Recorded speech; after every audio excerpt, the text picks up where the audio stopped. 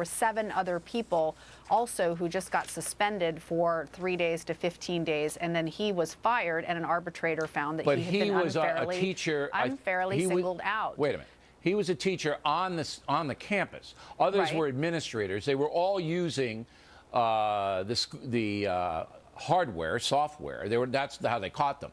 But this guy was a teacher in a middle school. Okay, hold on. I just want to understand. You believe any person, I'm not endorsing looking at porn at work. I don't think that's what people should be doing, but I just want to understand that any person who looks at porn you think should be fired? Any person? A teacher. A teacher. No. During a school day on campus. But he's not looking at it. He's not looking at it in the classroom, in the right? classroom, Yeah, okay. Well, if so it's in the no. We should classroom with rewrite the children rules. around. You can look at it in the lunchroom on the school computer, but not in the classroom. Look, Power makes sense. There's a big difference between saying that I think that's a good way to spend your time versus that asking the question, should a person be fired? You're on campus. Lose their entire career over that?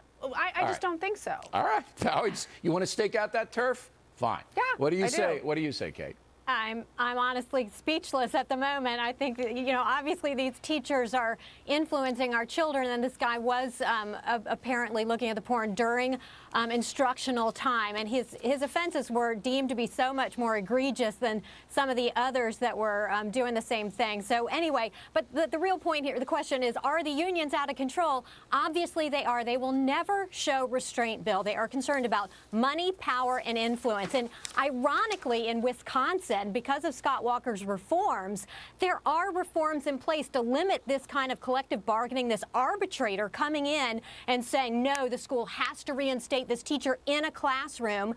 But this school district, the school board, is so in bed with the union that it said, no, we're going to be bound by collective bargaining in all instances. So other school districts in Wisconsin would never have had to pay out this $1 million. They would have never had to reinstate this teacher. It's when the school boards and the unions continue to put their own self-interest and power ahead of the well-being of the children that we have these problems. Hired an arbiter, and the arbiter said, give him the money, the $200K. So he gets $200,000 January 29th. Now, let me ask you, Susan Power, because I'm a bit surprised, and I think Kate is too. Do you think this guy... I'm not a moralizer like the two of you? I'm not coming at it from that point of view. Give me a break. Oh, the children. He wasn't looking at it with the children, Kirsten. There has to be standards. Wait. If losing your job for looking at the porn, half of this country would lose their job tomorrow. Let me ask the question. Okay, I'm listening. And most Americans don't look at porn in a school. Fact. Most Americans don't work in a school. Second fact. Not a fact. Question. Do you think this guy can go back in a classroom now in this small town of Wisconsin and teach effectively? He should be able to. He should be able to. If so somebody makes a mistake, they're not going to have any kind of process in this, If somebody makes a mistake, look, there are 7 other teachers who didn't lose their jobs. Should the other teachers lose their jobs? So I guess you guys want them all fired too, right?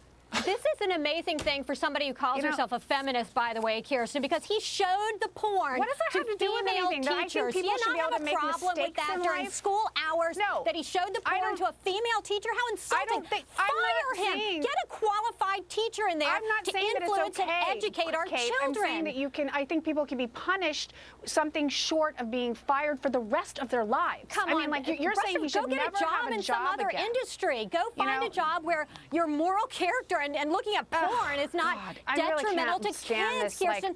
But the $1 million, doesn't that bother you at all? That the teachers' unions are so concerned about this guy who wants to look at porn during the school day?